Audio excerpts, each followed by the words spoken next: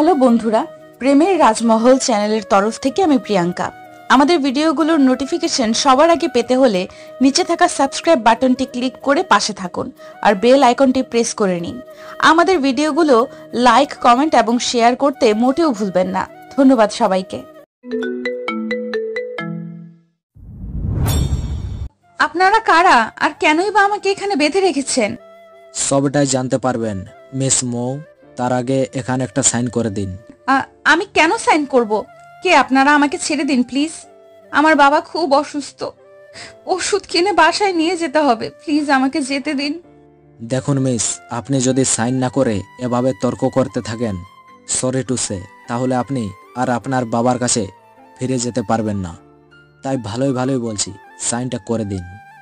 মেয়েটা এইভাবে শুনবে না, ফোনটা বের কর। ফোন বের করার কথা শুনে ময়ের কলিজায় পানি যেন শুকিয়ে গেল।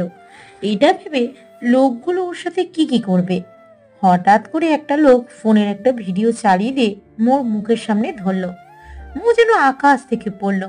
ভিডিওটা দেখে কিছু লোক মোয়ের বাবার রুমের জানালার কাছে দাঁড়িয়ে গান তাক করে আছে মোয়ের বাবার দিকে।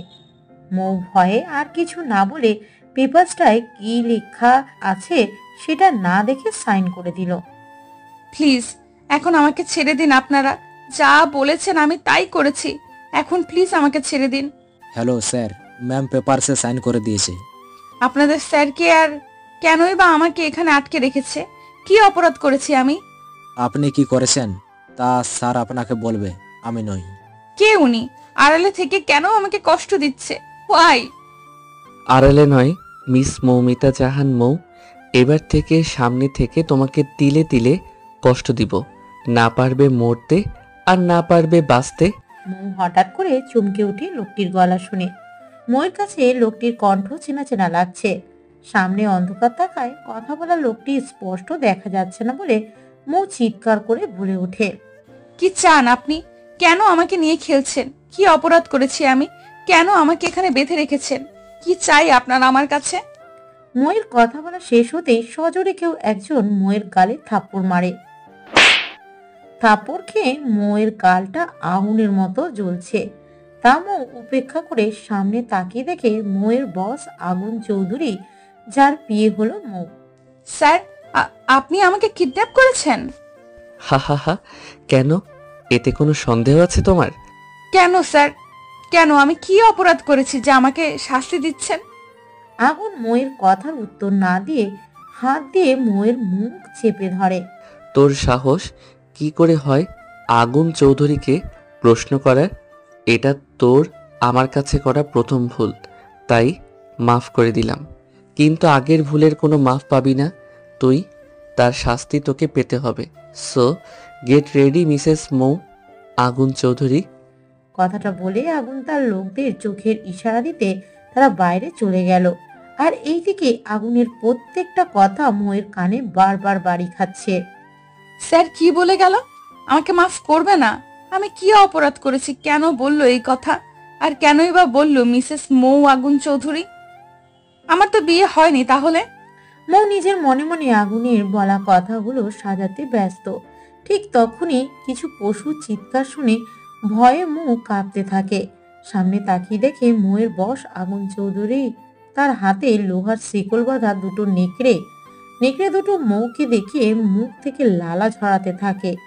মনে হয় অনেক দিন ধরে এদের না খাইয়ে রাখা হয়েছে। মৌ ভয় পেয়ে চিৎকার করতে থাকে। মৌয়ের চিৎকার শুনে আগুন পাগলের মতো হাসতে থাকে। মনে হচ্ছে মৌয়ের ভয় পাওয়াটাকে আগুন খুব মজা পাচ্ছে। কোনো মতে হাসি থামাচ্ছে না আগুন। কিছুক্ষণ পর আগুন মৌয়ের মাত্র 10 গজ দূরে নেকড়েগুলোকে শেকড়ের সাহায্যে আটকে রেখে আগুন মৌকে গুড নাইট বলে হাসতে হাসতে বেরিয়ে আসে রুম থেকে। কিন্তু মৌ ভয়ে পাগলের মতো চিৎকার করতে থাকে আর নেকড়েগুলো নিজেদের মতো করে চিৎকার করতে থাকে। স্যার, আমাদের জন্য নেক্সট অর্ডার কি? 2 ঘন্টা পর নেকড়ে দুটোকে রুম থেকে বাইরে বের করে নিয়ে আসবে। স্যার, মেয়েটাকে কি বাকিটা বলতে পারলো না আগুনের অগ্নিদৃষ্টি দেখে। সরি স্যার, এমন ভুল আর করব না, প্লিজ ক্ষমা করে দিন। Get lost. আগুনের কথা শেষ হওয়ার আগেই লোকটা প্রাণ হাতে নিয়ে চলে গেল। এদিকে আগুন ল্যাপটপে ময়ের ভয় মাখা মুখটা দেখে মুখে যেন এক তৃপ্তির হাসি ফুটে উঠল। বাবা, আপু এখনো বাড়ি ফিরলো না কেন? এত রাত হয়ে গেল। আমিও তাই ভাবছি বাবা, মেয়েটা আমার কোথায় আছে, কেমন আছে, ফোন করেছিস? হ্যাঁ বাবা, অনেকবার ফোনে ট্রাই করেছি, কিন্তু ফোন লাগছে না, বারবার বন্ধ বলছে। মেয়েটার জন্য এবার সত্যি আমার টেনশন হচ্ছে।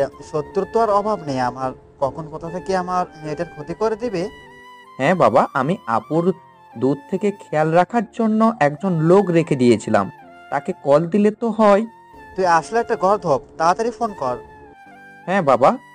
ইমাম যতবার লোকটিকে কল করছে ততবার রিং হয়ে কলটা কেটে দিচ্ছে। ইমাম এক প্রকার বিরক্ত হয়ে ফোনের স্ক্রিনের দিকে তাকিয়ে মনে মনে খুব বিচ্ছিরি একটা গালি দিল নূর ইসলামকে। অন্যদিকে স্যার প্লিজ আমাকে মারবেন না, আমি আর দ্বিতীয়বার এই ভুল করব না। লোকটির কথা শোনা মাত্র রোদ জোরে জোরে হাসতে লাগলো। এই আগুন চৌধুরী কখনো কাউকে ক্ষমা করে না মিস্টার নূর। কথাটা বলে রোদ নূরের কপালে গান তাক করে শুট করে দেয়। Ajmer, yes sir. লাশটা গুম করার ব্যবস্থা করো। হসপিটাল থেকে ড্যাড বাড়িতে আসার আগে সবটা ক্লিয়ার হওয়া চাই। Got it? Yes sir, just 2 minute দিন, সব ক্লিয়ার করে দিচ্ছি। রোদ আর কিছু না বলে রুম থেকে গটগট করে বেরিয়ে গেল। বাবা, আই থিঙ্ক আমাদের প্ল্যানটা আগুন চৌধুরী ধরে ফেলেছে। কি বলছিস তুই? না, এটা কখনো হতে পারে না। আমার তিল তিল করে গড়া প্ল্যানটা এভাবে শেষ হয়ে যেতে পারে না ইমান। বাট বাবা, আপুর কি হবে? আমার এক সন্তানের জন্য আমি আমার প্ল্যানটা নষ্ট হয়ে যেতে দিতে পারি না। বাবা, তুমি এই সব কি বলছো? শাট আপ ইমাম, এত বছর প্ল্যানিং আমি তোমার বোনের জন্য নষ্ট করতে পারবো না। ইমাম আরমান খানের কথা শুনে স্তব্ধ হয়ে যায় ইমাম। বাবা, এই সব কি বলছে বাবা? তার স্বার্থের জন্য আপুকে বলি দিতে একবারও পিছুপা হচ্ছে না। ইমাম নিজের অজান্তে আরমান খানকে ঘৃণা করতে শুরু করে, যা আরমান খানের অজান্তে।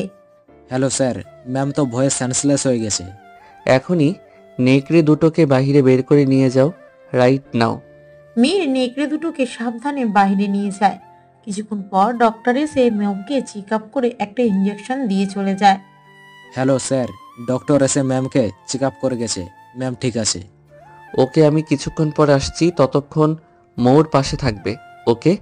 ওকে sir. Agun, my son. Yes dad. How are you dad? Ariyan চৌধুরীকে জড়িয়ে ধরে বলল আগুন।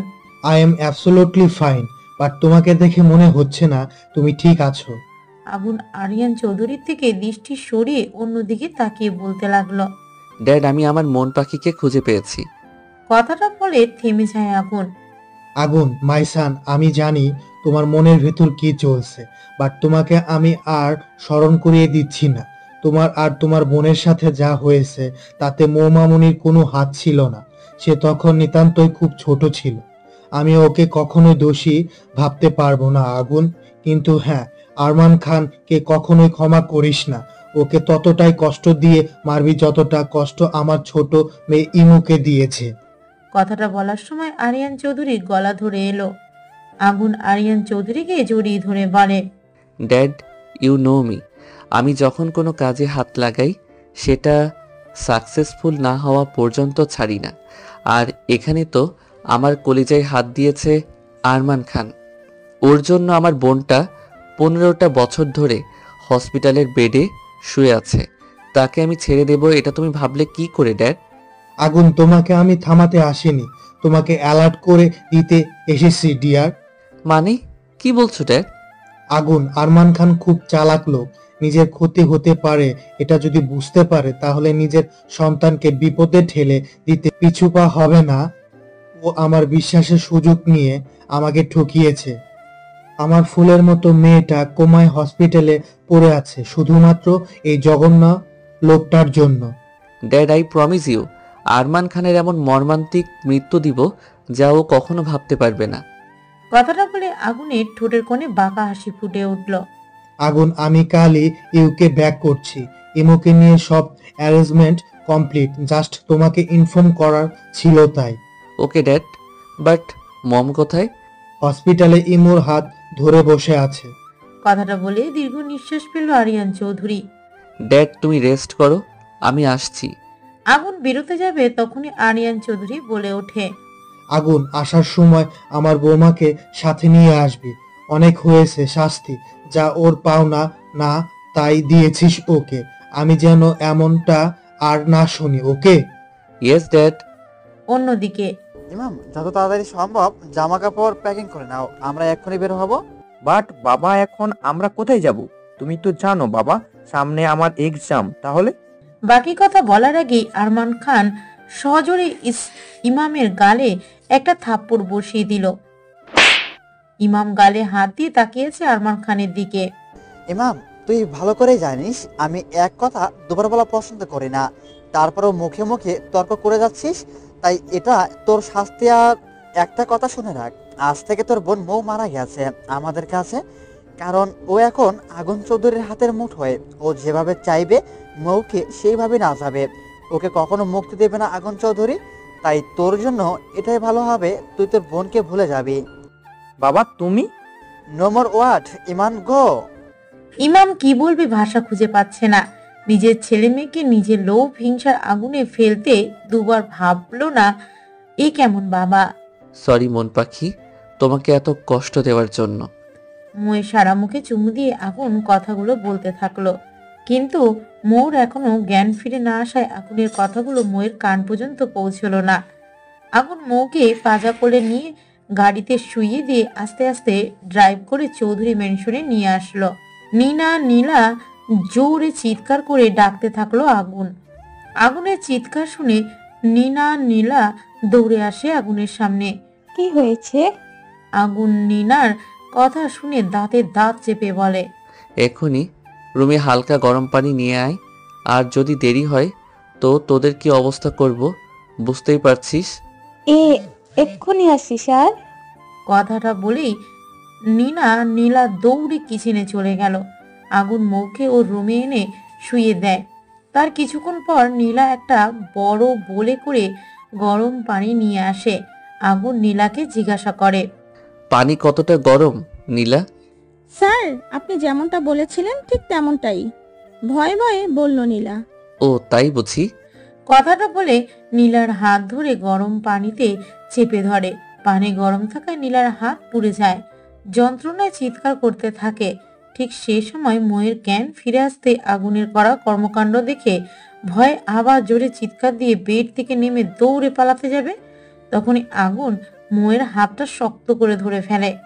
মৌ ঘুরে আগুনের দিকে তাকাতেই ময়ের হাত পা কাঁপতে লাগলো আগুনের এমন ভয়ঙ্কর রূপ দেখে। তোমার সাহস কি করে হয় মন পাখি আমার অনুমতি ছাড়া এই রুম থেকে বের হবার? প্রচন্ড রেগে কথাগুলো বলতে থাকে আগুন।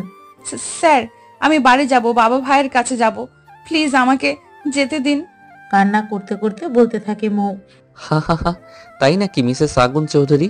এই বাড়ি কেন, এই রুম থেকে বাইরে এক পা ফেলে দেখো, তোমার পা কেটে আমি তোমার বাবা ভাইকে পার্সেল করে পাঠিয়ে দিব। আগুনের কথা শুনে ময়ের কলিজা কেঁপে ওঠে, কারণ কিছুক্ষণ আগে বাড়ির মেয়েদের সাথে করা ঘটনাটা মৌ নিজের চোখে দেখেছে। তারপর এই হুমকির পর এই রুম থেকে বের হবার চেষ্টা কল্পনাও করতে পারছে না মৌ। কি করবে ভেবে উঠতে পারছে না মৌ। ঠিক সেই সময় আগুন মৌকে পাজা করে নিয়ে বেডে আবার শুইয়ে দেয়। নীলাকে ইশারা করে রুম থেকে বেরিয়ে যেতে। নীলা চোখের পানি মুছতে মুছতে রুম থেকে দৌড়ে বেরিয়ে গেল। মন পাখি, আমাকে তুমি রাগিয়ে দিও না প্লিজ। আমি রেগে গেলে যখন তখন কিছু একটা করে দিতে পারি, তাই আমি যা বলছি তুমি তাই করবে, কোনো প্রশ্ন ছাড়া, মনে থাকবে? আগুনের কথা শুনে মাথা নেড়ে সায় দেয় মৌ। মৌ কিছুতেই ওর সাথে করা ব্যবহার মেনে নিতে পারছে না। কেন এমন করছে আগুন, এটা বুঝতে না পেরে মৌ আগুনকে প্রশ্ন করে বসলো। স্যার, আমার সাথে এমন করছেন কেন? আমি কি অপরাধ করেছি? মৌ অবাক চোখে আগুনের দিকে তাকিয়ে আছে। আগুন হঠাৎ করে রুম থেকে বের হয়ে গেল। মৌ ভাবতে থাকে আগুন কেন কিছু না বলে চলে গেল। ভাবতে ভাবতে সামনে তাকিয়ে দেখে আগুন এক রাশ কালো গোলাপ নিয়ে দাঁড়িয়ে আছে। কালো গোলাপ? হ্যাঁ, কালো গোলাপ তোমার প্রিয় ফুল, তাই না? হ্যাঁ স্যার, এটা আমার প্রিয় ফুল, কিন্তু আপনি জানলেন কি করে? ময়ের এমন প্রশ্ন শুনে আগুন বাঁকা হেসে ময়ের দিকে ঝুঁকে একটা কালো গোলাপ ময়ের কানের পিঠে গুঁজে দেয় আগুন। আগুনের হঠাৎ করে এতটা কাছে আসাতে মৌ ভয় পেয়ে যায়, সাথে অন্যরকম একটা ভালো লাগা কাজ করে মৌয়ের মনে। তখনই আগুন মৌয়ের কানে কানে ফিসফিস করে বলতে থাকে, অনেক জ্বালিয়েছ আমাকে, এবার আমার জ্বালানোর পালা। তৈরি থেকো মিসেস মৌ চৌধুরী। কথাটা বলে আগুন চলে যেতে নিলে মৌ আগুনকে স্যার বলে ডাক দেয়। আমি জানি তোমার মনে অনেক প্রশ্ন উকি মারছে, তবে তার উত্তর সময় হলে জানতে পারবে। আর সেই পর্যন্ত আমার কথা মেনে চললে ভালো থাকবে, নয়তো। বাকিটা বলে আগুন রুম থেকে বেরিয়ে গেল। কিছুক্ষণ পর নীলা একটা ট্রেতে করে মৌয়ের জন্য গরম স্যুপ নিয়ে আসে। মৌ মেয়েটাকে দেখে কিছু জিজ্ঞাসা করবে, ঠিক সে সময় আরিয়ান চৌধুরী দরজায় নক করে। মৌ কিছু জিজ্ঞাসা করতে গিয়েও থেমে যায় আরিয়ান চৌধুরীকে দেখে। আরিয়ান চৌধুরী রুমে এসে কিছুক্ষণ মৌয়ের দিকে তাকিয়ে থাকে। কি ব্যাপার, লোকটা কি দেখে তো আমার বাবার বয়সের মনে হচ্ছে, কিন্তু আমার দিকে এইভাবে তাকিয়ে আছে কেন? মাশাল্লাহ, আমার বৌমা তো খুব মিষ্টি দেখতে, যেমনটা আমার ছেলে কল্পনা করেছিল। তুমি তো মৌ, তাই না? জি। বেড থেকে উঠতে উঠতে জবাব দিল মৌ। তা দেখে আরিয়ান চৌধুরী বলে উঠল, মামুনি, তোমাকে কষ্ট করে উঠতে হবে না, তুমি শুয়ে রেস্ট করো। কিন্তু আপনি মানে আপনাকে তো ঠিক। মামুনি, আমি তোমার স্যার, মানে আগুনের বাবা আরিয়ান চৌধুরী। কথাটা শোনা মাত্র মৌ বেড থেকে উঠে দাঁড়িয়ে সরি বলতে লাগলো। মামুনি, তুমি বেড থেকে উঠতেছো কেন, আর সরি বা বলছো কেন? এত ভয় পাবার কিছু নেই। এই যে স্যুপটা রাখা আছে, তুমি এখনো খাওনি কেন? কোনো ব্যাপার না, আমি খাইয়ে দিচ্ছি। না স্যার, আপনাকে কষ্ট করতে হবে না, আমি নিজেই খেয়ে নিচ্ছি। মৌ সুপের বোলটা হাতে নিতে আরিয়ান চৌধুরী মৌকে থামিয়ে দিয়ে সুপের বোলটা হাতে নিয়ে চামচে খানিকটা স্যুপ নিয়ে মৌয়ের মুখের সামনে ধরে। কিরে মামুনি, আজ যদি তোর বাবা হতাম, তাহলে কি এইভাবে আমার হাতে না খেয়ে ফিরিয়ে দিতে পারতি? মৌ কথাটা শুনে চোখ ভরে এলো, কারণ আরমান খান কখনো মৌকে ভালোবেসে খাইয়ে দেয়নি, উল্টো খুব খারাপ ব্যবহার করতো মৌয়ের সাথে। মৌয়ের চোখে পানি দেখে আরিয়ান চৌধুরী সুপের বোলটা রেখে সরি বলে যেতে নিলে মৌ বলে ওঠে, স্যার। সরি রে মামুনি, আমি হয়তো তোমার ওপর একটু বেশি অধিকার খাটিয়ে ফেললাম। আসলে কি জানো মামুনি, আজ আমার ছোট মেয়েটা সুস্থ থাকলে হয়তো তোমার মতোই হতো। কথাটা বলতে বলতে আরিয়ান চৌধুরী চোখ দিয়ে অঝরে পানি পড়ছে। মৌ কিছু না বলে আরিয়ান চৌধুরীকে বলে, ও আচ্ছা, তাহলে আমি কেউ না। স্যার, এই তো বললেন আপনার ছোট মেয়ের মতো, তাহলে এখন আমাকে না খাইয়ে দিয়ে কোথায় যাচ্ছেন? আরিয়ান চৌধুরী মুখে হাসি নিয়ে পুরো স্যুপটা মৌয়ের পাশে বসে খাইয়ে দিল। খাওয়া শেষ হতে মৌ আরিয়ান চৌধুরীকে বলে, স্যার, আপনি এত ভালো, কিন্তু আপনার ছেলে মানে আগুন স্যার এতটা ভয়ঙ্কর কেন? আমার সাথে এমন করছেন কেন? আর আমাকে বা মিসেস মৌ আগুন চৌধুরী বলল কেন?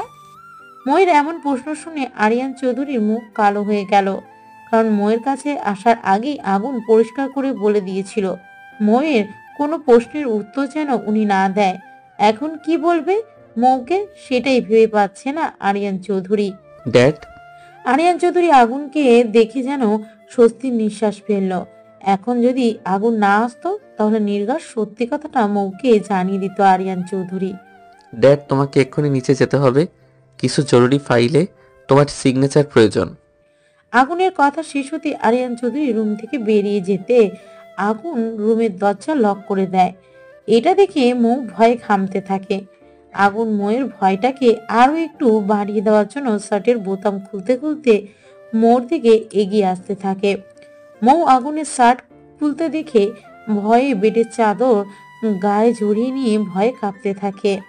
স্যার প্লিজ, আমার এমন সর্বনাশ করবেন না, আমাকে বাড়ি ফিরতে দিন। এমন মোমেন্টে মৌয়ের কথা শুনে আগুন তীরে এসে হাত দিয়ে মৌয়ের মুখটা চেপে ধরে। তোকে আমি আগেও বলেছি আমার রাগ তুলবি না, তাহলে সেটা তোর জন্য ভালো হবে না। কি রে, বলিনি আমি? শক্ত করে মুখ চেপে ধরায় মৌ ব্যথায় কিছু বলতে পারছে না, শুধু কেঁদেই যাচ্ছে। হঠাৎ করে আগুন মৌকে জড়িয়ে ধরে। মৌ অনেক চেষ্টা করেও নিজেকে আগুনের থেকে ছাড়াতে না পেরে শান্ত হয়ে যায়। আগুন মৌকে ছেড়ে দিয়ে ওয়াশরুমে ঢুকে যায়। এদিকে মৌ কিছুতেই বুঝতে পারছে না কি হচ্ছে ওর সাথে। বাড়িতে যে একটা ফোন করবে সে উপায়ও নেই, কারণ মৌয়ের ফোন আগুনের কাছে। মৌ বেডের এক কোনায় জড়সড় হয়ে বসে ভাবছে 1 বছর আগের ঘটনা। মৌ, আর কতদিন আমার ঘাড়ে বসে খেয়ে যাবি? যা এবার একটা চাকরি বাকরি করে আমাকে উদ্ধার কর। বাবা, তুমি এভাবে কেন কথা বলছো? আমি তো চেষ্টা করে যাচ্ছি না। না চাকরি পেলে কি করব বলো? চুপ, একদম চুপ। বেয়াদব মেয়ে, বাবার মুখে মুখে তর্ক করছো, লজ্জা করে না? একটা কথা কান খুলে শোন, এই মাস পর থেকে যদি আমার হাতে টাকা না আসে তাহলে তোমাকে আমার বন্ধু ছেলের মাহিমের সাথে বিয়ে দিয়ে দেবো। বাবা, কি বলছো তুমি এইসব? তুমি ভালো করে জানো মাহিম ভাই কতটা খারাপ একটা ছেলে। নেশা ছাড়া 1 মিনিটও থাকতে পারে না, রাস্তায় মেয়েদের দেখলে টিস করে, ইফটিজিং করে। এমন খারাপ ছেলের সাথে তুমি আমাকে বিয়ে দিতে চাও? হ্যাঁ, বিয়ে দিয়ে দেবো। আমার কাছে টাকাই সব। ওর কাছে বিয়ে দিলে নগদ 10 লাখ টাকা দিবে বলেছে। আমাকে এখন তুই বল কি করবি? চোখের পানি মুছতে মুছতে বলল মৌ। বাবা, আমি আগামী মাস থেকে তোমার হাতে টাকা তুলে দিব, কিন্তু তার বিনিময়ে দয়া করে ওই লম্পট মাহিমের সাথে আমাকে বিয়ে দিও না। ঠিক আছে, তবে মনে রাখিস আগামী মাস থেকে তুই আমাকে টাকা দিবি। কথাটা বলে আরমান খান বাড়ি থেকে বেরিয়ে পড়ল।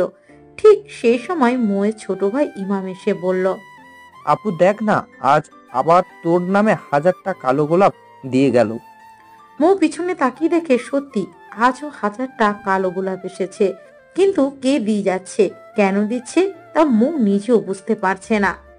আপু, কয়েক বছর ধরে প্রতিদিন 1টা 2টা 3টা করে 1000টা কালো গোলাপ তোর নামে আসছে, কিন্তু কে দিচ্ছে সে বিষয় এখনো জানতে পারলাম না। ইমাম, এটা তো আমিও জানি না কে করছে এটা। আর সে জানলোই বা কি করে আমার প্রিয় ফুল কালো গোলাপের কথা? যাই হোক ইমাম, আমি বের হচ্ছি, কিছু চাকরির ইন্টারভিউ দেওয়ার আছে। ভাগ্য ভালো থাকলে চাকরিটা হয়ে যাবে আজ।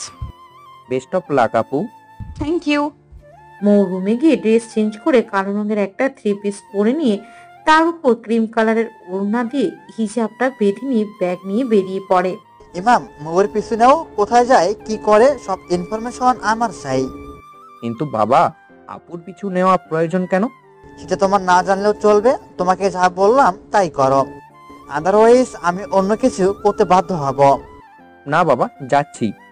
মৌ চৌধুরী গ্রুপস অ্যান্ড ইন্ডিয়াতে অফিস রুমে বসে আছে 2 ঘন্টা যাবত, কিন্তু এখনো কেউ মৌয়ের নাম ধরে ডাকছে না। বিষয়টা খুবই বিরক্তিকর লাগছে মৌয়ের কাছে।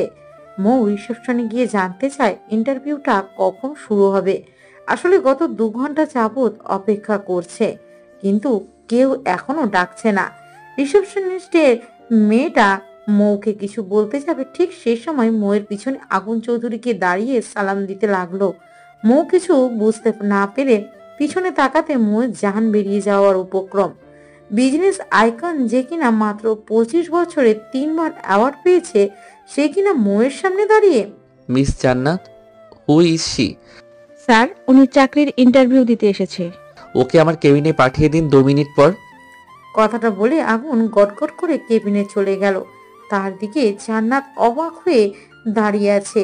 আগুনের কথাটা ঠিকমতো হজম করতে পারছে না জান্নাত। এই মেয়ে, তোমার হাতে একটা চিমটি কাটো তো। মৌ জান্নাতের কথা শুনে জোরে একটা চিমটি কাটলো জান্নাতের হাতে। জান্নাত কপাল কুঁচে মৌকে বলল, মিস মৌমিতা জাহান। মৌ, আপনি প্রথম কোনো মেয়ে যে কিনা সরাসরি আগুন চৌধুরীর সাথে সরাসরি কথা বলার সুযোগ পাচ্ছেন।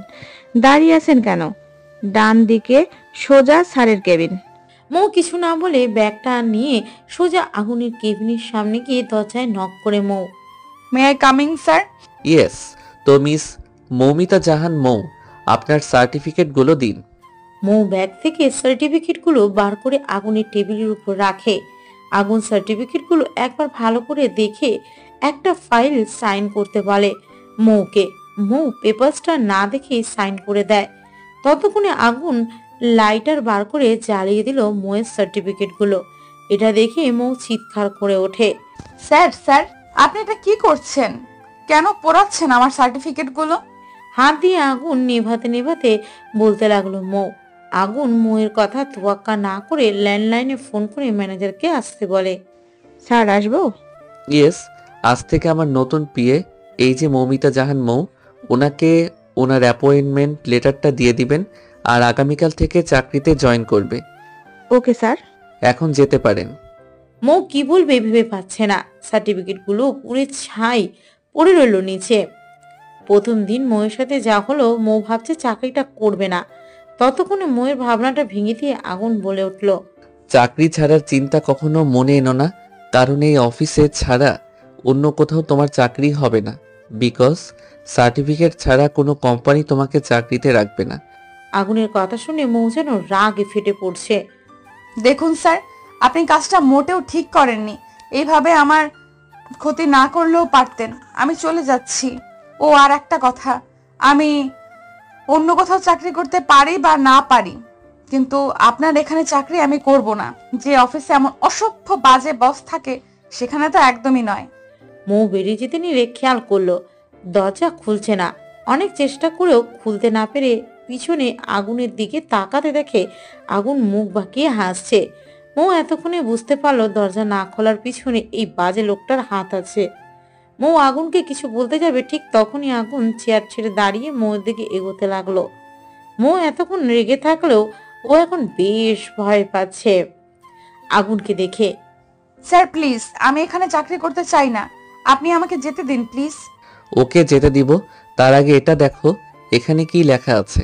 পেপারসটা মোর হাতে ধরিয়ে দিয়ে ও বেশ 15 বার পেপারসটা ভালো করে দেখলো। দেখে এখন মৌয়ের ইচ্ছে করছে এখানে হাত পা ছড়িয়ে দিয়ে কাঁদতে, কিন্তু তা করতে পারছে না মৌ। অসহায় দৃষ্টিতে আগুনের দিকে তাকিয়ে থেকে বলল, স্যার আমি চাকরিটা করব। মৌয়ের মুখে কথাটা শোনা মাত্র আগুনের ঠোঁটের কোণে হাসি ফুটে উঠল। আগুন আবার তার চেয়ারে বসে পড়ল। তো মিস মৌ, এতক্ষণে বুঝতে পারছেন এখন আপনার কিছুই করার নেই। আপনি যে পেপারস না দেখে সাইন করে দিয়েছেন সেটাই স্পষ্টভাবে লেখা আছে 1 বছরের আগে যদি আপনি চাকরি ছাড়তে চান তাহলে 1 কোটি টাকা জরিমানা দিয়ে চাকরি ছাড়তে হবে। এখন বাড়িতে ফিরে যান, আর যাওয়ার সময় অ্যাডভান্স স্যালারিটা নিয়ে যাবেন। নাও গো। মৌ দরজার দিকে তাকাতে দেখে দরজাটা খোলা। মৌ দ্রুত কেবিন থেকে বেরিয়ে অফিসের বাইরে যেতে নিলে ম্যানেজার পিছন থেকে ডাক দেয়। মৌ দাঁড়িয়ে যায়। ম্যানেজার ছুটি সে দুটো খাম মৌয়ের হাতে ধরিয়ে দিয়ে চলে যায়। মৌ আর না দাঁড়িয়ে রিক্সায় করে বাড়িতে চলে আসে। মৌ, এত দেরি হলো কেন বাড়ি ফিরতে? বাড়িতে ঢুকতেই মৌকে প্রশ্ন করে আরমান খান। বাবা, আমি আজ চাকরি পেয়েছি। কথাটা শোনা মাত্র আরমান খানের চোখ দুটো খুশিতে চিকচিক করে উঠল। সত্যি বলছিস? কত টাকা স্যালারি? মৌ জানতো ওর বাবা এটাই আগে জানতে চাইবে, তাই কথা না বাড়িয়ে অ্যাডভান্স টাকার খামটা আরমান খানের দিকে এগিয়ে দিতে ছো মেরে খামটা নিয়ে নেয়। আরমান খান খাম খুলে দেখে 50,000 টাকা। এত টাকা? তুই মনে হয় অনেক ক্লান্ত। যা রুমে যা, আমি খাবার বেড়ে নিয়ে যাচ্ছি। মৌ যেন আকাশ থেকে পড়লো আরমান খানের কথা শুনে।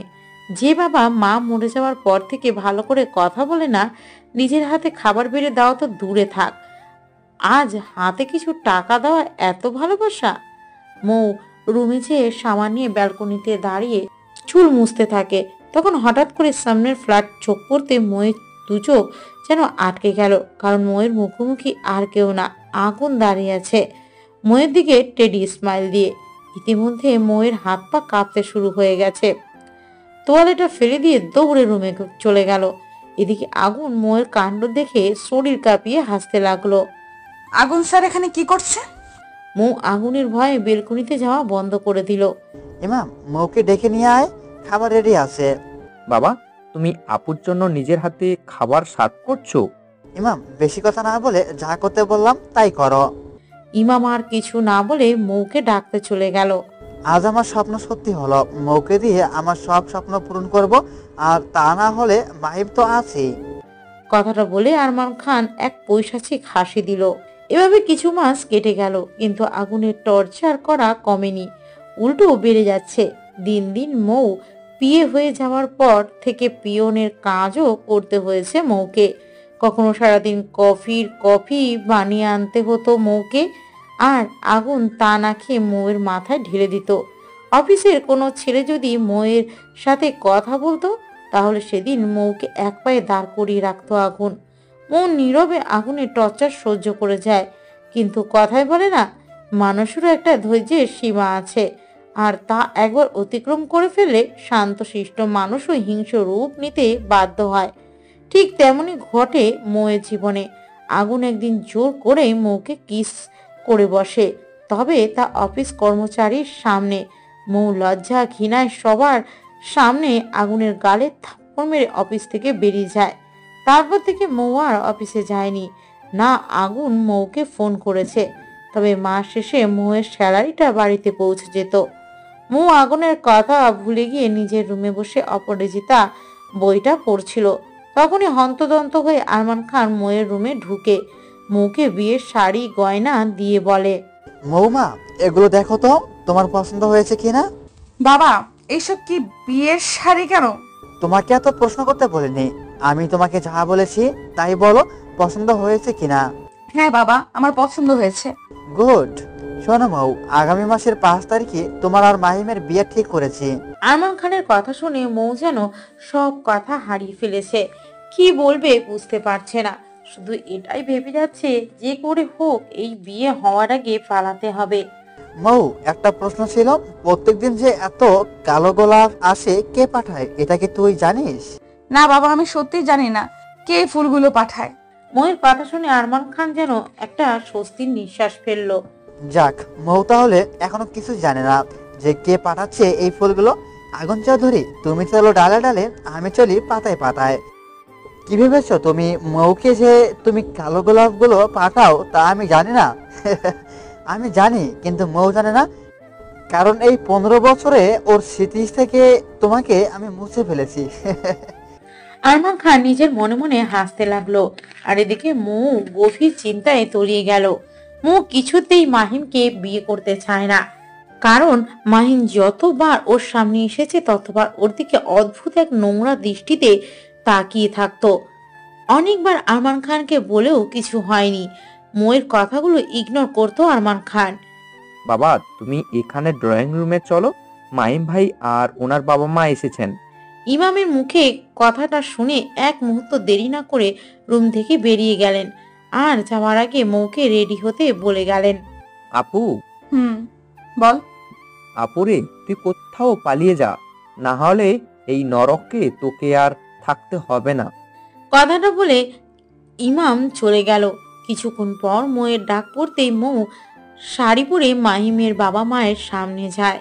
তারা মৌয়ের সাথে কথা বলে, কিন্তু অন্যদিকে একজোড়া চোখ মৌয়ের দিকে তাকিয়ে আছে নোংরা লোলুপ দৃষ্টিতে। তা মৌ ঠিক বুঝতে পেরে তাড়াতাড়ি মাহিমের বাবা মায়ের কাছ থেকে বিদায় নিয়ে রুমে চলে আসে। মৌ রুমের দরজা লক করে এসে পরনের শাড়িটা টেনে নিজেই খুলে ফেলে। ফোড়নে হাত পা ছড়িয়ে দিয়ে কাঁদতে লাগলো। মা, তুমি শান্তি পাচ্ছ তো আমাকে এভাবে দেখে?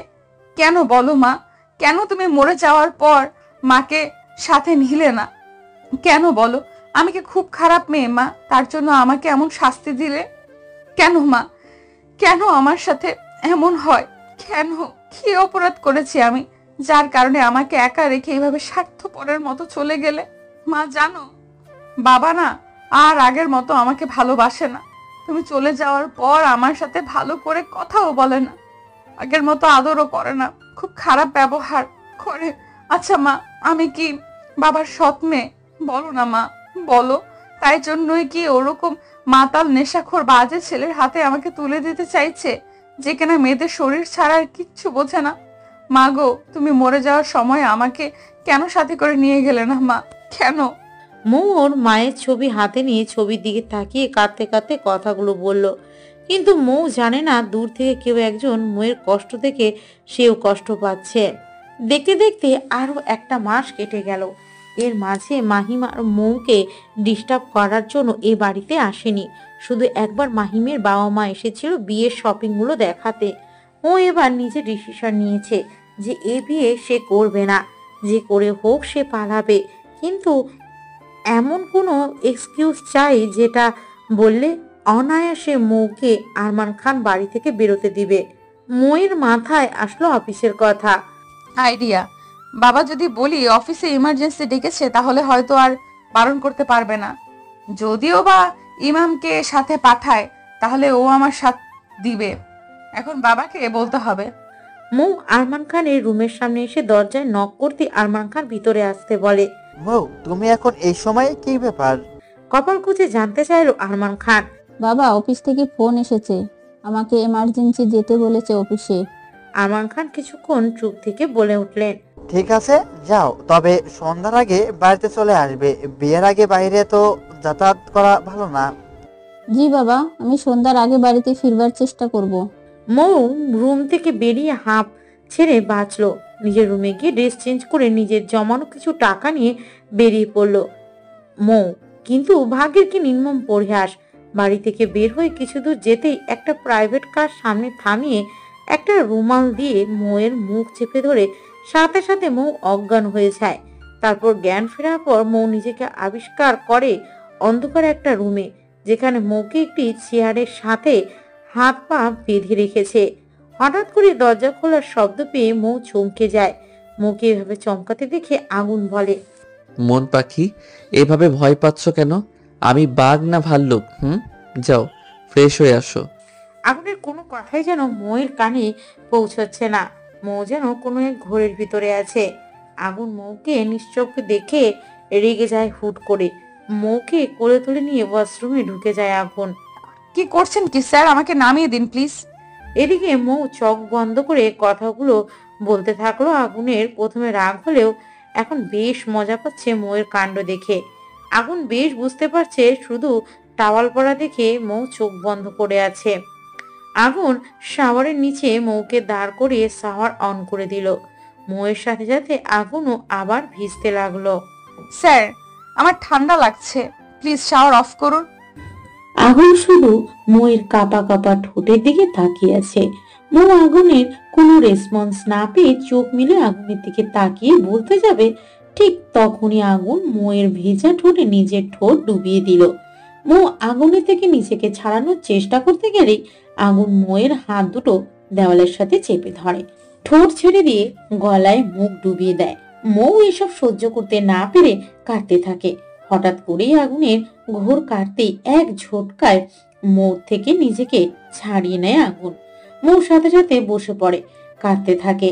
আগুন কিছু না বলে রুমে গিয়ে কাভার থেকে আগুনের একটা শার্ট আর ট্রাউজার নিয়ে ওয়াশরুমে ঢুকে যায়। আমি আর সহ্য করতে পারছি না স্যার, প্লিজ এবার আমাকে মুক্তি দিন প্লিজ। আগুন মৌয়ের কথার কোনো তোয়াক্কা না করে মৌয়ের শরীর থেকে কাপড় টেনে ছিঁড়ে ফেলে, শার্ট আর ট্রাউজার পরিয়ে দিল। মৌয়ের কোনো কথাই শুনলো না আগুন। মৌ অনবরত কেঁদে যাচ্ছে। একটা মেয়ের কাছে সব থেকে বড় সম্পদ হচ্ছে তার সম্মান, যা আগুন তার কাছ থেকে কেড়ে নিল।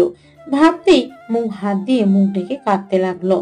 ন্যাকা কান্না বন্ধ করো মন পাখি, এমন কিছু এখনো করিনি আমি যার জন্য তুমি এভাবে মরা কান্না করছো। আগুনের কথা শুনে মৌ রেগে আগুনকে থাপ্পড় মারে, এত জোরে মারে ওয়াশরুমে থাপ্পড়ের শব্দ বারবার রিপিট হতে থাকে। আগুন হাতের মুঠো শক্ত করে ফেলে, চোখ বন্ধ করে একটা জোরে নিঃশ্বাস নিয়ে মৌকে আর কোলে নিয়ে বেডের উপর ছুঁড়ে মারে। মৌ ভাবতে পারেনি আগুন এমন কিছু করবে, কিন্তু যখনই আগুনের মুখের দিকে তাকাতেই মৌ যেন ভয়ে কুঁকড়ে গেল। আগুন ধীরে ধীরে মৌয়ের দিকে আগাতেই মৌ বেড থেকে নেমে দৌড়ে বেরিয়ে গেল রুম থেকে। How dare she! রেগে টেবিলের উপর রাখা পানির গ্লাসটা ফ্লোরে ছুঁড়ে মেরে রাগে ফুঁসতে থাকলো আগুন। কথাগুলো ভাবতে ভাবতে মৌ দৌড়ে নিচে চলে গেল। মেইন ডোর থেকে বেরোতে যাবে, ঠিক সেই সময় নীলা এসে মৌয়ের হাত টেনে ধরে। ম্যাম প্লিজ, আপনি আর এক পা বাইরে দেবেন না, তাহলে এটা আপনার জন্য মোটেও ভালো হবে না। মৌ এতক্ষণ হা হয়ে নীলার কথা শুনে গেল। তারপর হঠাৎ করে মৌ নীলার হাত ছুটিয়ে বাইরে দৌড় দিল। এদিকে এইসব কি আঙ্কেল? মৌ কোথায়? না মানে বাবা, আসলে মৌকে কোথাও খুঁজে পাচ্ছি না। মৌ অফিসে যাওয়ার কথা বলে বেরিয়েছিল, কিন্তু এখনো বাড়িতে ফিরলো না। আগুন চৌধুরীর কথা ফাহিমকে জানতে দিলে চলবে না, তাহলে বড়সড় সমস্যার মধ্যে পড়তে হবে আমাকে। পুলিশের কাছে না গিয়ে আমার বাগান বাড়িতে কি করছেন বলুন তো? চলুন, এক্ষুনি চলুন, পুলিশের কাছে যেতে হবে। যে করে হোক আমার মৌকে চাই। এতদিন নিজেকে সংযত রেখেছি বৈধভাবে ওকে নিজের করে নিব বলে, না হলে তো কবেই আমার এই বাগান বাড়িতে তুলে নিয়ে বাসর করে ফেলতাম। তবে জোর করে সব পাওয়াটা মজার না, তাই এত কাঠখড় পুড়িয়ে বিয়ে করতে রাজি করানোটা বৃথা হয়ে যেতে আমি কিছুতেই দিব না মৌ, কিছুতেই না। না ফাহিম বাবা, পুলিশের কাছে আমরা যেতে পারবো না, তাহলে আমার মেয়েটার চরিত্রে কালো দাগ ফেলবে এই সমাজের লোকেরা। আমি চাই তুমি কিছুদিন অপেক্ষা করো, দেখো মৌ ফিরে আসে কিনা। কারণ আমার মনে হয় মৌ বিয়েটা এখন করতে চায় না বলে এমনটা কাজ করেছে। তুমি একটু সময় দাও মাহিম, দেখবি ঠিক ফিরে আসবে। যে করেই হোক মাহিমকে বিয়েটা পিছাতেই রাজি করাতে হবে, নয়তো সবকিছু সবার সামনে এসে পড়বে। ওকে আঙ্কেল, আমি আর 1 উইক ওয়েট করব। যদি এই সময়ের ভিতরে মৌ বিয়েতে রাজি হলে ভালো, আর নয়তো ওর এমন অবস্থা করব নিজেকে দেখে শিউরে উঠবে। বাবা, তুমি কি সত্যি আমাদের বাবা নাকি সৎ বাবা? ইমামের হঠাৎ মনে হলো বাগালটা জ্বলে যাচ্ছে, সাথে কানটা ঝিনঝিন করছে। গাল ধরে দাঁড়িয়ে আছে ইমাম। নেক্সট টাইম আমাকে এরকম প্রশ্ন করার আগে এই থাপ্পড়টার কথা মনে রেখো। প্রশ্ন করবে, অন্যথা এর থেকেও কঠিন সাজা পেতে হবে তোমাকে। আরমান খান আর কিছু না বলে ব্যাগ নিয়ে বাড়ির ভিতর চলে গেল। এদিকে ইমাম গালে হাত দিয়ে নিজের মনে মনে প্রশ্ন করে যাচ্ছে, সত্যি কি আরমান খান আমাদের বাবা নাকি সৎ বাবা? হাপুরে, তুই বেঁচে গেছিস পালিয়ে গিয়ে। যেখানে থাকিস ভালো থাকিস। কথাটা বলতে বলতে ইমামের দু চোখ থেকে পানি গড়িয়ে পড়ল। এদিকে ম্যাম ম্যাম প্লিজ উঠুন তাড়াতাড়ি, সকাল হয়ে গেছে। স্যার ভীষণ পাগলামি করছে, আপনি যদি না যান তাহলে স্যারকে শান্ত করা সম্ভব না। উফ, আর একটু ঘুমাতে দে না ইমাম, সকাল সকাল জ্বালাস না তো। ম্যাম আমি ইমাম না, নীলা, উঠুন প্লিজ। এবার নীলা বেশ জোরে চিৎকার করে বলায় মৌ শোয়া থেকে ফুট করে উঠে বসে চারিদিকে তাকিয়ে দেখতে থাকে। ও গড, অ্যাটলিস্ট ঘুম থেকে উঠলেন। থ্যাংক ইউ নীলা, রাতে তোমার রুমে আমাকে থাকতে দেওয়ার জন্য। তুমি যদি রাতে আমাকে না আটকাতে তাহলে শিওর আমার লাশটাও কেউ খুঁজে পেত না। ম্যাম এভাবে থ্যাঙ্কস দেওয়ার কিচ্ছু নেই, আপনি আমার স্যারের ভালোবাসা। আপনার সেফটির জন্য আমার জান দিতেও আমি একবার ভাববো না। ওয়েট ওয়েট, কি বলছো তুমি এইসব? আমি স্যারের ভালোবাসা? ম্যাম আপনার প্রশ্নের উত্তর আমি পরে দেব, তার আগে আপনি প্লিজ স্যারের রুমে যান। স্যার রাত থেকে রুমের দরজা বন্ধ করে রেখেছে, কেউ সাহস পাচ্ছে না দরজায় নক করার। তাহলে আমাকে কেন বলছো? কারণ আর সবাইকে কিছু বললেও আপনাকে কিছু বলবে না শিওর। আপনি চলুন আগে। নীলা মৌকে ঠেলে ঠুলে আগুনের রুমের সামনে দাঁড় করিয়ে দিল। মৌ এবার না চাইতেও দরজায় একবার নক করে বসলো। সাথে সাথে আগুন দরজা খুলে মৌয়ের এক হাত টান দিয়ে ভিতরে নিয়ে দরজা লক করে দিয়ে মৌকে বেডের উপর ছুঁড়ে মারলো। তোর সাহস কি করে হয় আমার অনুমতি ছাড়া আমার রুম থেকে বের হবার? স্যার আমি সরি, আমার ভুল হয়ে গেছে, প্লিজ আমাকে ক্ষমা করে দিন। আগুনের ভয়ে মৌ ওর চোখের পানি নাকের পানি একসাথে করে ফেললো। আগুন মৌয়ের চোখের পানি দেখে কিছুটা নরম হয়ে যায়। ধীর পায়ে মৌয়ের কাছে গিয়ে কপালে চুমু দিয়ে মৌয়ের কপালের সাথে কপাল রেখে বলে, মন পাখি, কাল রাতে যদি তুমি নীলার কথা না শুনতে তাহলে হয়তো এখন তোমার সাথে আমি ভয়ঙ্কর কিছু করে ফেলতাম। স্যার আপনি প্লিজ আমার থেকে দূরে থাকুন, আমার সমস্যা হচ্ছে। মৌয়ের এমন অদ্ভুত কথা শুনে মৌকে ছেড়ে দিয়ে আগুন কপাল কুঁচকে তাকালো। আমি তোমার কাছে থাকলে কি রকম সমস্যা হয় তোমার, আমিও একটু শুনি। স্যারের কথা শুনে ওনার দিকে তাকাতে যেন আজ আমার ভীষণ লজ্জা লাগছে। এটা কি জন্য হচ্ছে আদৌ সত্যি জানি না, শুধু এটুকু জানি আমাকে এখান থেকে পালাতে হবে। তার আগে জানতে হবে স্যার কেন আমাকে বারবার মন পাখি আর মিসেস বলছে। স্যারের দিকে তাকাতে যেন স্যারের ওই গাঢ় নীল চোখে আটকে গেলাম। কি অসম্ভব সুন্দর দু চোখ, মনে হয় নীল সাগরের যে কোনো মুহূর্তে আমি ডুবে যেতে পারি। ছি ছি ছি, আমি এসব কি ভাবছি এই বাজে খারাপ লোকটাকে নিয়ে। নিজেকে ধিক্কার দিতে ব্যস্ত মৌ। তখনই আগুন মৌয়ের চুলের মুঠি ধরে ঠোঁটে ঠোঁট ডুবিয়ে দিল। মৌ আগুনের সিক্স প্যাক বডির সাথে না পেরে উঠে নেতিয়ে পড়ল। গতকাল রাতে সামান্য স্যুপ খেয়েছিল মৌ, এখন মৌয়ের পেটে ইঁদুর বিড়াল অলরেডি দৌড়াদৌড়ি শুরু করে দিয়েছে। এখন আবার ঠোঁটের উপর এমন অত্যাচার মৌ সহ্য করতে পারল না, দম বন্ধ হয়ে আসছিল। তখনই আগুন মৌকে ছেড়ে দিয়ে হাঁপাতে লাগলো, সাথে মৌ। নেক্সট টাইম আমার কথার অবাধ্য হলে এর থেকেও কঠিন শাস্তি তোমাকে পেতে হবে মন পাখি। কাবার্ডে তোমার জন্য ড্রেস রাখা আছে, ফ্রেশ হয়ে নিচে এসো, ব্রেকফাস্ট করবো একসাথে, মনে থাকবে? মৌ ভয় পেয়ে মাথা নেড়ে সম্মতি জানালে আগুন গায়ে সার জড়িয়ে নিয়ে নিচে চলে গেল। নীলা এদিকে আয়। জি স্যার। স্যার, ম্যামকে এসব সত্যিটা বলে দিলে তো ম্যাম আর পালাতে চাইতো না, আর আপনাকে বুঝতে পারতো। নীলা ব্রেকফাস্ট রেডি কর। কথাটা বলে আগুন ডাইনিং এর চেয়ারে বসে পড়ল। কিছুক্ষণ পর পর আগুন ঘড়ি দেখছে। দেখতে দেখতে প্রায় 30 মিনিট হতে চলল, কিন্তু মোয়ের নিচে আসার নাম নেই। এবার আগুন বেশ বিরক্ত হয়ে চেয়ার থেকে উঠতে যাবে, ঠিক তখনই উপর থেকে মৌকে নামতে দেখলো। লাল রঙের শাড়ি পরা, ভিজে চুলগুলো ছেড়ে দেওয়া, টুক টুক করে চুল থেকে পানি পড়ছে। মৌকে দেখে মনে হচ্ছে মাত্রই সদ্য ফুটে ওঠা একটা লাল গোলাপ। ভাবতেই আগুনের ঠোঁটে হাসি ফুটে উঠল। স্যার স্যার কি হলো? হঠাৎ করে মোয়ের গলা পেয়ে আগুনের ধ্যান ভাঙে। ওদিকে নীনা মুখ টিপে টিপে হাসতে লাগলো। এটা থেকে আগুন টেবিলের উপর রাখা পানির গ্লাসটা ফ্লোরে ছুঁড়ে মারে। মৌ ভয় পেয়ে আগুনের সামনে থেকে যেতে নিলে আগুন মোয়ের হাত ধরে ফেলে। এদিকে মৌ আগুনের দিকে করুণ দৃষ্টিতে তাকিয়ে বলল, স্যার আপনি প্লিজ শান্ত হন, আমি কোথাও যাচ্ছি না, এখানেই আছি। এখানে বসো। আগুনের পাশের চেয়ারটায় বসতে বলল মৌকে। স্যারের কথা মতো চেয়ারে চুপ করে বসে পড়লাম। নীনা আর নীলা ঝটপট আগুন আর মৌকে চা নাস্তা দিল। মৌ কিছুই না খেয়ে চুপ করে বসে রইল।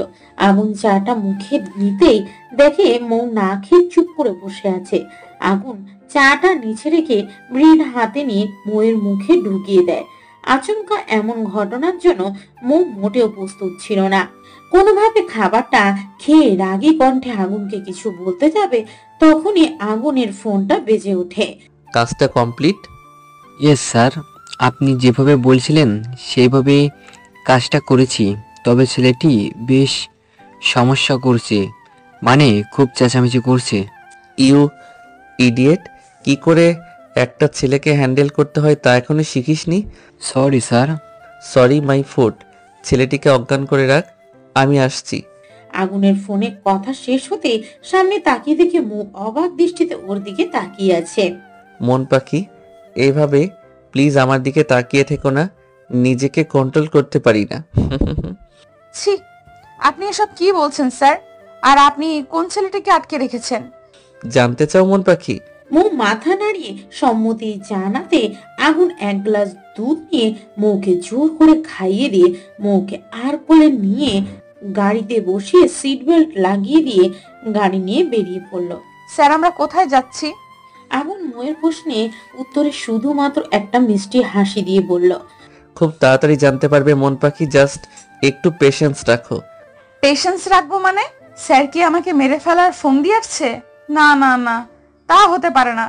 এক নরক থেকে বেরিয়ে এসে আর কোনো নরকে ঢুকতে পারবো না আমি। এবার আমাকে সাহস করে কিছু করতে হবে, কিন্তু কি করব আমি? আইডিয়া। স্যার একটা কথা বলবো? এক কেন মন পাখি, হাজারটা কথা বলো। আমি তো তোমার কথা শোনার জন্য ওয়েট করছি। তোমার মনে কি চলছে এটা এই আগুন চৌধুরীর বুঝতে আর বাকি নেই মন পাখি। তবুও একটা সুযোগ দিব তোমাকে পালানোর। তবে এইবার যদি আমার হাতে ধরা পড়ো তো সারা জীবনের জন্য আমার মন গৃহে তোমাকে বন্দি করে রাখবো। স্যার আমার না খুব পানির পিপাসা লেগেছে, আমি পানি খাবো। মৌয়ের কথা শোনা মাত্র আগুন খুব জোরে গাড়ি ব্রেক করে মোর দিকে তাকায় আগুন। হোয়াট? কিছুক্ষণ আগে তোমাকে নিজ হাতে এক গ্লাস দুধ খাইয়ে দিলাম না? হ্যাঁ মানে আমার আবার পিপাসা পেয়েছে। আগুন গাড়িতে কোনো পানির বোতল না পেয়ে গাড়ির সাইডে করে দোকান থেকে পানি আনতে বেরোতে মৌ আস্তে আস্তে গাড়ি থেকে বেরিয়ে পাশের জঙ্গলের ভিতর ঢুকে যায়। আগুন দোকান থেকে পানির বোতল কিনে এনে মৌকে দিতে যাবে, তখনই দেখে গাড়ি ফাঁকা। যা ভেবেছিলাম মন পাখি তুমি ঠিক তাই করলে। নেভার মাইন্ড, আমি জানি তুমি এখন কোথায় আছো। আগুন পাশের জঙ্গলে ঢুকে যায়। কিছু দূর যেতে আগুন খেয়াল করে কাটা গাছের সাথে ছোট্ট লাল কাপড়ের টুকরো জড়িয়ে আছে। আগুন বাঁকা হাসি দিয়ে সে পথ ধরে এগোতে থাকে। ও মা গো, এত বড় সাপ তো জিন্দেগিতে আমি দেখিনি। এখন যদি এই সাপটা আমায় কামড় দেয় তাহলে তো আমি অক্কা পেয়ে যাব, আর কেউ আমাকে বাঁচাতে পারবে না। ভাবতে ভাবতে মৌ লাফাতে লাফাতে জোরে জোরে চিৎকার করতে করতে সাপটাকে দেখে। আল্লাহ, কেন যে শাড়িটা পরতে গেলাম, এখন দৌড়াতেও পারছি না, শাড়িটা পায়ে বেঁধে যাচ্ছে বারবার। কি করবে মৌ তা ভাবতে ভাবতে দেখে সাপটা ছোবল দেওয়ার জন্য এগিয়ে আসছে। মৌ ভয়ে হাত দিয়ে চোখ বন্ধ করে দাঁড়িয়ে আছে। বেশ কিছুক্ষণ পর মৌ খেয়াল করলো সাপটা এখনো ছোবল দেয়নি পায়ে, কোনো ব্যথা অনুভব করলো না। চোখ থেকে হাত সরিয়ে সাপটাকে দেখার জন্য পিটপিট করে তাকাতে দেখে সামনে স্বয়ং আগুন চৌধুরী দাঁড়িয়ে আছে। হাত দুটো পকেটে রেখে মুখে কিউট মার্কা একটা হাসি মুখ নিয়ে আমার দিকে তাকিয়ে আছে। আমি কি বলবো বুঝতে পারছি না। চারদিকে তাকিয়ে দেখলাম কোথায় ওই সাপটা, কি দেখতে পেলাম না। তা দেখে এক স্বস্তির নিঃশ্বাস ফেললাম, কিন্তু এখন ভাবছি ওই লুচু স্যারটার হাত থেকে কি করে বাঁচা যায়। এখন কি দৌড় দিব নাকি হেঁটে হেঁটে যাব? আর এই শাড়ি পরে তো বেশি দূর পর্যন্ত দৌড়াতেও পারবো না। তাহলে আমি বলছি তাহলে কি করবে। মানে ইটস সিম্পল, ওয়েট। বেশি কথার সুযোগ না দিয়ে কোলে তুলে নিলাম। এই কি করছেন কি? ছাড়ুন আমাকে, আমি আপনার সাথে যাব না কোথাও। তাহলে কি ওই লম্পট মাহিমের কাছে যাবে? গাড়িতে বসিয়ে দিয়ে বলল আগুন। মাহিমের কথা শুনতে মৌ চুপ করে গেল, যেন কোনো এক অজানা ভয়ে ঘিরে ধরেছে মৌকে। আগুন আপাতত মৌয়ের ভয়টা কাটাতে চায় না, তাই সেই গন্তব্যে পৌঁছানোর জন্য গাড়ি স্টার্ট দিল। মন পাখি নামো। আগুনের কথা মতো মৌ চুপচাপ গাড়ি থেকে নেমে গেল। আগুন মৌয়ের হাত ধরে আগুনদের পুরনো কারখানার ভিতরে ঢুকতেই কয়েকজন লোক এসে আগুনকে সালাম দিতে লাগলো, আর একজন এসে আগুনের হাতে গান দিতে দিতে বলল, স্যার আপনার কথা মতো ছেলেটাকে অজ্ঞান করে রাখা হয়েছে। ঠিক আছে, এখন পানি নিয়ে আয়, ওর জ্ঞান ফিরাতে হবে। ওকে স্যার, আপনি ভেতরে যান। লোকটি আগুনের কথা মতো পানি আনতে বাইরে চলে গেল, আর আগুন মৌকে নিয়ে ভিতরে চলে গেল। মৌ কিছু জিজ্ঞাসা করতে যাবে আগুনের কাছে, তখন আগুন চোখের ইশারায় মৌকে চুপ থাকতে বলল। আমাকে না দেখে সামনে ওই চেয়ারে যে ছেলেটিকে দেখছো, ওর চোখে মুখে পানি দিয়ে জ্ঞান ফিরাতে হবে তোমাকে। আগুনের কথা মতো মিলন পানির বোতলটা মৌয়ের হাতে দিতে মৌ ধীরে ধীরে ছেলেটির কাছে দাঁড়াতে মৌয়ের হাত থেকে পানির বোতলটা পড়ে গেল। কাপা কাপা গলায় বলে উঠল। মিলন পানির বোতলটা নিচ থেকে তুলে আবার মৌয়ের হাতে দিল। মৌ বোতলের মুখ খুলে হাতে পানি নিয়ে ইমামের মুখে ছিটিয়ে দিয়ে পাগলের মতো কাঁদতে লাগলো। ভাই কি হয়েছে তোর? চোখ লাল, দেখ। আমি তোর সামনে দাঁড়িয়ে একবার চোখ মিলে তাকাই ভাই। ইমামে ধীরে ধীরে জ্ঞান ফিরতেই সামনে মৌকে দাঁড়িয়ে থাকতে দেখে চমকে যায়। আপু তুই এখানে, আর আমাকে কেন এরা তুলে আনলো? ইমামের কথা শুনে একরাশ ঘৃণা নিয়ে আগুনের দিকে তাকিয়ে রইল মৌ। আগুন মৌয়ের চোখ দেখে বুঝতে পারলো মৌ ওকে ভুল বুঝছে, তাই ক্লারিফাই করার জন্য মৌর দিকে দুপা এগোতেই মৌ দুপা পিছিয়ে গেল। এটা দেখে আগুন সেখানে থেমে গেল। মিলনকে চোখের ইশারায় যেতে বলল আগুন। মিলন চলে যেতেই আগুন পানির বোতল নিয়ে পুরো পানিটা ইমামের মুখে ঢেলে দেয়। আগুনের এমন কাজ দেখে মৌ হতবাক হয়ে যায়। মৌ রেগে গিয়ে আগুনের হাত ধরে ধাক্কা মেরে ইমামের কাছ থেকে সরিয়ে দিয়ে বলতে থাকে, হাউ ডিয়ার ইউ মিস্টার আগুন চৌধুরী, আপনার সাহস কি করে হয় আমার ভাইয়ের সাথে এমন বিহেভিয়ার করার? কথাগুলো বলতে বলতে মৌর চোখ মুখ লাল হয়ে যায়। আগুন এতক্ষণ চুপ করে মৌর সাহস দেখছিল, কিন্তু হঠাৎ করে ইমাম মৌর হাত চেপে ধরে কিছু বলতে যাবে, তখনই মৌ বলে উঠল, ভাই তুই চিন্তা করিস না, আমি থাকতে এই লোকটা তোর কোনো ক্ষতি করতে পারবে না। আপু তুই ভুল বুঝছিস, আগুন ভাইয়াকে। মানে তুই এই সব কি বলছিস? আর ওনাকে ভাইয়াই বা বলছিস কেন? আমি কিছুই বুঝতে পারছি না। মানেটা আমি বলছি বোন পাখি। অন্যদিকে সিজান, তুই এত বড় ভুল কি করে করতে পারলে? এখন যদি ইমাম কোনোভাবে আগুন চৌধুরীর হাতে পড়ে যায় তাহলে কি হবে বুঝতে পারছিস? আমার পুরো প্ল্যানটা মাঠে মারা যাবে।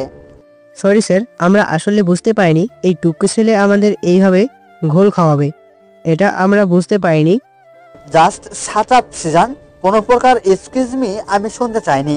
যত তাড়াতাড়ি সম্ভব ইমামকে খুঁজে বের করো, নয়তো তোমার অবস্থাও আমি মমতার মতো করব। Yes sir. সিজান চলে যেতেই আরমান খান বারবার পায়চারি করছে, কোনো মতেই আগুনের ভয়টা মন থেকে সরাতে পারছে না। আরমান খান কিছুক্ষণ হাঁটার পর সোফায় হেলান দিয়ে বসে পরে তখনই মাহিম এসে হাজির হয়। আঙ্কেল, মৌয়ের কোনো খবর পেয়েছেন? না বাবা মাহিম, তবে এইটুকু জানি ও এই শহরে কোথাও একটা লুকিয়ে আছে। ও রিয়েলি? তাহলে তো আমি নিজেই মৌকে খুঁজে বের করতে পারবো। পারবে বাবা, তুমি মৌকে খুঁজে দিতে পারলে আমার সত্যি খুব উপকার হয়। পারবো আঙ্কেল, তাহলে এখন আসি, রাতে কথা হবে। মাহিম চলে যেতেই আরমান খান এক স্বস্তির নিঃশ্বাস ফেলল। মৌয়ের চিন্তা না হয় মাহিম বলো, কিন্তু ইমামকে কোথাও খুঁজবো। আমি কোনো মতে যদি ওর ডায়েরিটা সহ আগুন বা মৌয়ের সামনে পড়ে যায়, তাহলে আমার সব খেলা খতম। আপনি বলবেন মানেটা কি? মন পাখি, তুমি হয়তো ভাবছো ইমামকে আমি কিডন্যাপ করেছি, কিন্তু সত্যিটা হলো আমি ইমামকে কিডন্যাপ হওয়া থেকে বাঁচিয়েছি। আগুনের কথা শুনে মৌ ইমামের দিকে তাকাতে ইমাম মাথা নেড়ে সায় দেয়, মানে আগুন যা বলছে সত্যি বলছে। স্যার আজ প্লিজ আমাকে সব সত্যিটা বলুন প্লিজ। হাত জোর করে মৌ বলতে লাগলো। মন পাখি, আমার সামনে কখনো হাত জোর করবে না তুমি। তুমি না চাইলেও আজ তোমাকে সব সত্যিটা বলবো আমি। মন পাখি, হয়তো মনে নেই, বা মনে নেই বললে ভুল হবে তোমার। সেই অ্যাক্সিডেন্টের পর তুমি পুরনো সব স্মৃতি ভুলে গেছো, তাই তোমার কিছুই মনে নেই। আমার ড্যাড আরিয়ান চৌধুরী আর তোমার মা মমতা চৌধুরী হলো ভাই বোন। আরমান খান আমাদের সম্পত্তি দেখে ফুপির সাথে প্রেমের অভিনয় করে পালিয়ে বিয়ে করে, যেটা আমার দাদিমা মেনে নেয়নি, তাই ত্যায্য করে দেয় ফুপিকে। কিন্তু ড্যাড তার ছোট বোনকে এতটাই ভালোবাসতো যে দাদিমাকে উপেক্ষা করে ফুপির সাথে যোগাযোগ রাখত। ফুপির বিয়ের 1 বছর পর তোমার জন্ম হলো। দাদিমা আর রাগ করে থাকতে না পেরে আরমান খানের সাথে ফুপি আর তোমাকে বাড়িতে ফিরিয়ে আনে। আরমান খান কিছু বছর ভালোর মুখোশ পড়ে থেকে আস্তে আস্তে তার আসল রূপে ফিরতে লাগলো। ফুপিকে প্রায় প্রতিদিন রাতে টর্চার করত টাকার জন্য। তখন তোমার বয়স 5 বছর, আর আমার ছোট বোন ইমু ছিল তোমার বয়সী। ছোটবেলা থেকে তোমার প্রতি আমার অন্যরকম একটা টান অনুভব করতাম। তোমার প্রিয় কালো গোলাপ ছিল, তাই আমি প্রত্যেক দিন তোমার জন্য একটা করে কালো গোলাপ নিয়ে আসতাম। তুমি গোলাপ পাওয়ার জন্য আমার সাথে কথা বলতে, কিন্তু আমি কোনো ছেলেকে তোমার আশেপাশে থাকতে দিতাম না। কেউ যদি তোমার সাথে খেলতেও চাইতো, তাহলেও আমি তাকে মেরে বাহির করে দিতাম। কিন্তু তুমি ছিলে ভীষণ ভীতু, আমাকে প্রচুর ভয় পেতে, তাই সারাক্ষণ ইমুর সাথে খেলতে। তবু যতক্ষণ তুমি ইমুর সাথে খেলতে, ততক্ষণ আমি তোমার পাশে থাকতাম। হঠাৎ একদিন তোমার বাবা ড্যাডকে বলে তোমার আর আমার বিয়ের কথা। তখন আমরা কেউ জানতাম না ওই জানোয়ারটার আসল উদ্দেশ্য। ড্যাড এক কথায় রাজি হয়ে যায়, কিন্তু মম প্রথম রাজি ছিল না। কিন্তু ড্যাড কোনোভাবে মমকে রাজি করিয়ে নেয়। কথা হয় আমাদের এখন শুধু ইসলামের নিয়ম অনুযায়ী বিয়ে হবে আর রেজিস্ট্রি হবে। আমরা বড় হলে কথা অনুযায়ী তার ঠিক 7 দিন পর তোমার আর আমার বিয়ের আয়োজন করা হয়। সেদিন তোমাকে লাল শাড়ি পরে অসম্ভব সুন্দর লাগছিল, তোমায় একেবারে পুতুল বউয়ের মতো। আমি হাঁ করে শুধু তোমাকে দেখছিলাম। এদিকে কাজী সাহেব বারবার আমাকে কবুল বলতে বলছিল, সেদিকে আমার কোনো হুঁশ ছিল না। তুমি দৌড়ে এসে আমাকে জাপটে ধরে বলতে লাগলে, আগুন ভাইয়া কবুল বলছো না কেন? তুমি না কবুল বললে তো আমার পুতুলের বিয়ে হবে না। তখন তোমার কথার কাণ্ড দেখে সবাই খুব জোরে হেসে দিয়েছিল। তারপর আমি কবুল বলার পর তুমিও বারবার কবুল বলে চেঁচাতে লাগলে। সবকিছুর মাঝে বিয়েটা হয়ে গেলেও আরমান খানকে কোথাও দেখতে না পেয়ে মম ড্যাড খুঁজতে লাগলো। এতক্ষণ মৌ মন দিয়ে সবটা শুনছিল, কিন্তু হঠাৎ বলতে বলতে আগুন থেমে যাওয়ায় মৌ বলতে লাগলো। থেমে কেন গেলেন? বলুন তারপর কি হলো? এতক্ষণ আগুন মুখে এক অদ্ভুত প্রশান্তির হাসি নিয়ে কথাগুলো বলছিল, কিন্তু মৌর কথা শুনে সেই হাসি বিলীন হয়ে গেল। চোখ ছলছল করছে, আগুনের কষ্ট হচ্ছে। তারপরও আবার বলতে লাগলো আগুন। ড্রয়িং রুমে কাউকে না দেখতে পেয়ে মম ড্যাড রুমে গিয়ে খুঁজতে যেতেই দেখে ড্যাডের কাবার্ড খোলা। চেক করতেই দেখে ক্যাশ, সাথে গোল্ড ডায়মন্ড জুয়েলারি, কিছুই নেই। ইভেন দাদিমার রুমেও সেই একই অবস্থা দেখে ফুপির রুমে যে দেখে পুরো আলমারি খালি, কোনো কাপড় নেই। আরমান খান বা ফুপি ড্যাড মমের সন্দেহ হলে তারা ছাদে খুঁজতে যেতেই ইমুর চিৎকার কানে ভেসে আসে। মম ড্যাড দৌড়ে ছাদে পৌঁছাতে অনেক দেরি হয়ে যায়। ছাদে উঠে দেখতে পায় আরমান খান ফুপির হাত টেনে নিয়ে নিচে যেতে চাইছে, আর ফুপি বারবার ছাদের কার্নিশের দিকে যেতে চাচ্ছে। এটা দেখে ড্যাড রেগে গিয়ে আরমান খানের গালে থাপ্পড় মেরে দিয়ে ফুপিকে আরমানের হাত থেকে ছাড়াতে গেলে ফুপি বলে ওঠে, ভাইয়া ইমুকে বাঁচাও, ওই জানোয়ারটা ইমুকে ছাদ থেকে ফেলে দিচ্ছে, তোরা ইমুকে বাঁচা। কথাটা বলেই ফুপি জ্ঞান হারায়। আর এদিকে মম ড্যাড ইমুর এই অবস্থা দেখে পাগলের মতো করতে লাগলো। সবাই মিলে ইমুকে হসপিটালে নিয়ে আসে। ডক্টর ট্রিটমেন্ট শুরু করতেই ড্যাড পুলিশকে নিয়ে বাড়িতে এসে দেখে আরমান খান। ফুপি বা তোমার কোনো চিহ্ন বাড়িতে নেই। আমরা হসপিটালে যেতেই তোমাকে আর ফুপিকে নিয়ে আরমান খান শহর ছেড়ে পালিয়ে যায় শুধুমাত্র কিছু টাকার জন্য। জানো মন পাখি, আমার ছোট্ট বোনটার দোষ কি ছিল? দোষ ছিল এটা যে আরমান খানকে টাকা চুরি করতে ইমু দেখে ফেলেছিল। শুধু এইটুকু কারণের জন্য ইমুকে এত বড় শাস্তি পেতে হচ্ছে হসপিটালের বেডে শুয়ে। আগুনের কথা শুনে মৌ ফুপি ফুপি কাঁদতে লাগলো। ছি বাবা, এত খারাপ! কিছু টাকার জন্য একটা নিষ্পাপ বাচ্চাকে মেরে ফেলতে কলিজা কেঁপে উঠলো না? তখনই আগুন মৌকে ধমক দিয়ে বলে, না, আমার বোন মরেনি, তবে জিন্দা লাশ হয়ে হসপিটালের বেডে 15 বছর যাবৎ শুয়ে আছে কোমায়। মৌ কিছু না বলে শুধু কেঁদে যাচ্ছে আর নিজেকে ধিক্কার দিচ্ছে এমন পিতার মেয়ে হওয়ার জন্য, যে কিনা টাকার লোভে একটা বাচ্চা মেয়েকেও মেরে ফেলতে দ্বিধাবোধ করেনি। তারপর কি হলো জানতে চাইবে না মন পাখি? আপনি আমাকে কি করে খুঁজে বের করলেন?